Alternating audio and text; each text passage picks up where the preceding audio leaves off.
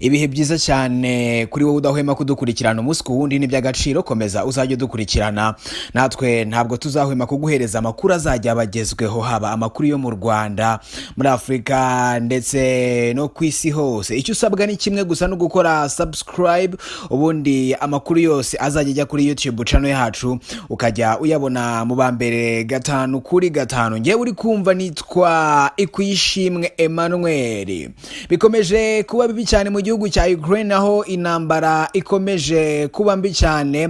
Ibihumbi by'abanya-Ukraine biri gusaba ubuhungiro, ndetse nk'uko kare nabikubwiye, abarenga ibihumbi 100 bamaze kuva muri Ukraine berekeza mu gihugu cy'igituranyi cya Polonye. Ayo niyo makuru ahari. Hanyuma ngiye kugaruka kubiri kugenda bizamuka bivugwa kuri iyi ntambara, aho abarusiya bashoje intambara ku gihugu cya Ukraine hashize iminsi 3. Uyu munsi ku itariki ya 26 ukwezi kwa kabiri 2022 ni umunsi wa gatatu w'iyi ntambara. Perezida w'Ubufaransa Emmanuel Macron avuga ko iyi ntambara abantu batuye isi bagomba kuyitega nk'intambara izamara igihe kirekire, kandi Ubufaransa buyobowe n'uyu mugabo nyine maze kukubwira, wavuze ko iyi ntambara ishobora kuzatinda mu gihugu cya Ukraine. Igihugu cye cyavuze ko kitazigera na rimwe kivanga mu byemezo by'igihugu cya Ukraine, ndetse banavuga ko bagomba kubaha buri mwanzuro wose wafashwe n'iki gihugu. Mu yandi makuru ari kuzamuka kandi, umujyi mukuru wa Ukraine, uwo mujyi witwa Kiev, kuva kuri uyu munsi wa kuwa gatandatu kugeza kuwa mbere bashyizeho curfew izajya ihera saa 11 za nimugoroba kugeza saa 2 zo kuwa mbere. No kuvuga ko umujyi wose ubaye ufunzwe kuva uyu munsi mu masaha yo muri Ukraine, kuva uyu munsi saa 11 za nimugoroba kugeza mu gitondo saa 2 zo kuwa mbere. Ibi ngibi byatewe nuko leta ya Ukraine yatangaje ko ifite muri control umujyi wa Kiev.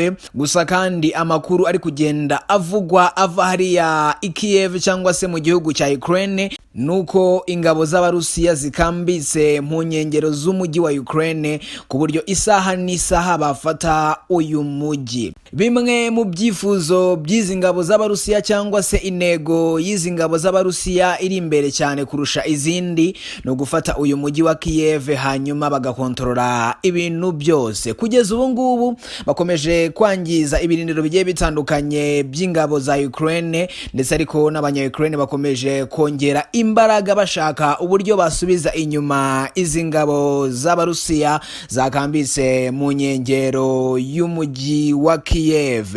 Bimwe mu bihugu bigiye bitandukanye n'ubundi bikomeje gushyigikira igihugu cya Ukraine, ariko bimwe mu bihugu bikomeye nta kintu na kimwe kugeza ubu ngubu biratangaza. Umuryango IMF cyangwa se International Monetary Fund nabo batangaje ko bari ku ruhande rwa Ukraine, bagomba gufasha Ukraine ibishoboka byose, ndetse kandi igihugu cya Czech Republic nacyo cyamaze kwemera gufasha Ukraine, hanyuma kigashipinga cyangwa se kigatwara intwaro banyuze inzira y'amazi, hanyuma bakazigeza mu gihugu cya Ukraine. Izo ntwaro bazashyira igihugu cya Ukraine cyangwa se bazashipinga bajyana mu gihugu cya Ukraine zifite agaciro ka $8,600,000 by'amadolari y'Amerika. Mu yandi makuru kandi ari kugenda azamuka afite ahantu ahuriye n'iyi ntambara iri kubera mu gihugu cya Ukraine, ni intambara yashojwe n'igihugu cy'abarusiya.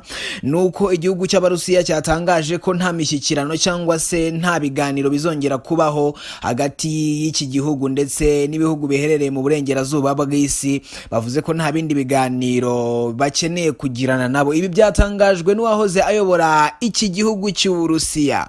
Ibihugu bigiye bitandukanye birimo igihugu cya Bulgaria, igihugu cyitwa Baltic, ndetse n'ibihugu birimo nka Polonye byafatiye ibyemezo iki gihugu cy'Uburusiya, ndetse byatangaje ko nta ndege n'imwe iva mu gihugu cy'Uburusiya cyangwa se Russian Airlines yemerewe guca muri ibi bihugu bigiye bitandukanye, ukongeraho n'igihugu cy'Ubwongereza. N'amakuru menshi agenda azamuka kuri iyi ntambara. Gusa igihari nuko leta ya Ukraine cyangwa se umukuru w'igihugu cya Ukraine yitwa Zelensky yatangaje ko igihugu cye kitari buze kumanika amaboko, ahubwo kigomba kurwana kugeza batsinze umwanzi wabateye mu gihugu cyabo. Ntabwo turamenya ngo ibi ngibi bizarangira bite, ariko nkuko nabikubwiye perezida w'Ubufaransa Emmanuel Macron yatangaje ko iyi ntambara isi igomba kwitega ko ari intambara ishobora kuzamara igihe kirekire cyane. Reka ngushimire cyane wowe udahwema kudukurikirana umunsi ku wundi, n'iby'agaciro. Komeza uzajye udukurikirana, natwe ntabwo tuzahwema kuguhereza amakuru azajya bagezweho, haba amakuru yo mu Rwanda, muri Afrika ndetse no ku isi hose. Icyo usabwa ni kimwe, no gukora subscribe hanyuma ugakanda n'akazogera kugira ngo updates zose zifite ahantu zihuriye n'iyi ntambara iri kubera mu gihugu cya Ukraine zizajya zijya kuri YouTube channel yacu, uzajye uzibona mu bambere 5/5. Amazina yanjye nitwa Ikwishimwe Emmanuel. Komeza kugira ibihe byiza kandi Imana ikomeze kubana nawe cyane.